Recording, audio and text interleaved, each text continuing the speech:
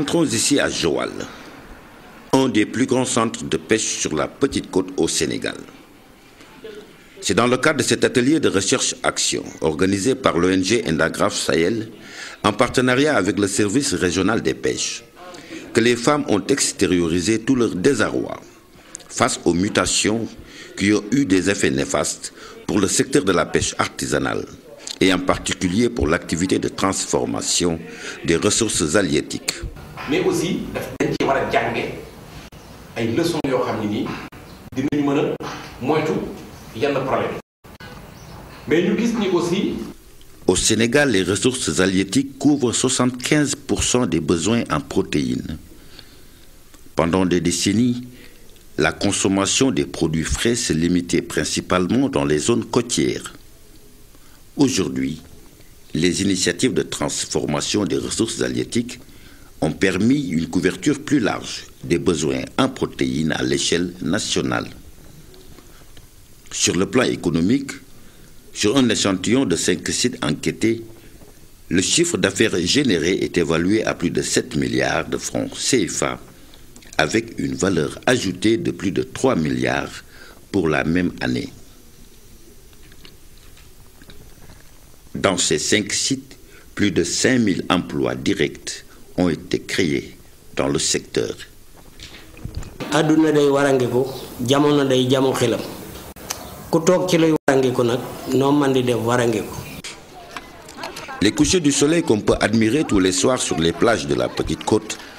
cachent très mal une réalité difficile à gérer par les femmes transformatrices. Ces difficultés sont liées à 3 facteurs décriés par les femmes partout où nous avons été. Il s'agit de la rareté de la ressource, de la difficulté d'accès à la ressource et de l'absence des femmes dans les instances de décision au niveau des structures décentralisées qui ont en charge la gestion de la ressource.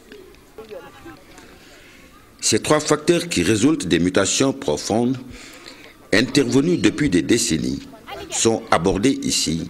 par la présidente du réseau des femmes de la pêche artisanale du Sénégal, le REFEPAS. ñun suñu jafe-jafe yi daf ci bokk li nga xam ne mooy fexe ba jot ci ressource bi mooy jafe-jafe bi gën a kawe parce que bala ngay wax yenn jafe-jafe yi ngay ñëw ci ay équipement ngay wax ci ay renforcement de capacité il faut nga fexe am jën bi ba pare dañu am problème approvisionnement accès à la ressource ñun dañ ko am parce que soo xoolee tey jii ñun liñ daan liggéey à temps plein tey jii mënuñu liggéey sax genn wàllam parce que dañu am ay concurrents ci place bi ñu nga am usines yi ñuy exporté ñu nga am usines yi nga xam ne dañuy def farine de poisson te espèces yooyu ñuy traité yëpp ñun moom lañ daan liggéey loolu moo tax bu may tënk rek dama naan accès à la ressource mooy suñu premier problème. bu ñuy xool cosaanu Sénégal exploitation familiale rek la nekkoon mooy jëkkër ji wala doom yi ñooy produire femme bi soit mooy mareyé wala mooy transformé loolu moo doon ci cosaan li nga xam ne mooy pêche artisanale Sénégal mais xam nga jamono léegi dafay dox ba tax na dëgg la ba léegi communauté yooyu ñu ngi existé mais dañu bari ay gan ñoo xam ne ñu ngi ñëw suñu mbokk yu jógee région yëpp ku ne xam ne mbay mi doxatul woon at yi li passé ñoom ñëpp dañ ñëw fekk si ñu yaatal leen nag ubbi ko léegi xam nga transformation bu njëkk li nga doon def mooy surplus invendu ñu jël ko liggéey ko pour bu nawetee ñu di ko jëfandikoo mais léegi dafa weesu loolu parce que boo xoolee tey les produits transformés il y a une forte demande yoo xam ne dafa jóge ci région yi nga xam ne dañuy ne amuñu accès à la mer ñooñu fi mu ne ñu ci ëpp Sénégal la ñuy ravitailloo muy keccax muy géej muy lekk kon affaire situation bi dafa changé waaw. À Pointe-Sarène, un village d'environ 5000 habitants, 85% des femmes travaillent dans la transformation du sémium, communément appelé le yéet. Ici, les femmes travaillaient sur un site de fortune qui ne présentait pas les meilleures conditions d'hygiène et de salubrité pour la transformation. Avec l'appui de partenaires au développement, elles ont pu bénéficier d'un nouveau site bien équipé qui présente de meilleures conditions d'hygiène et qui les préserve de la poussière, du soleil.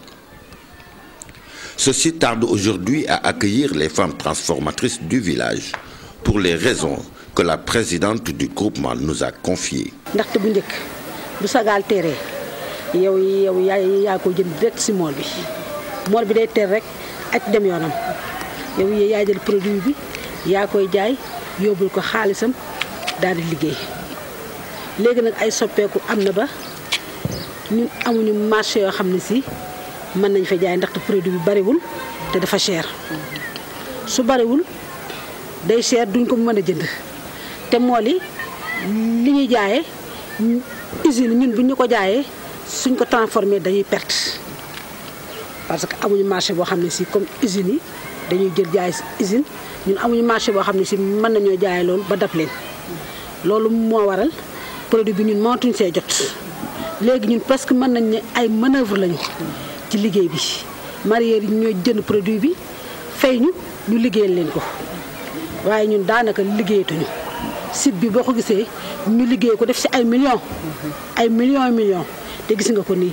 tey dëgg la gaal yi demuñu géej mais même su gaal yi demee géej fii amaguñu fi produit boo xam ne ñun liñ ci bëggoon liñ ci xayma woon gisaguñu ko.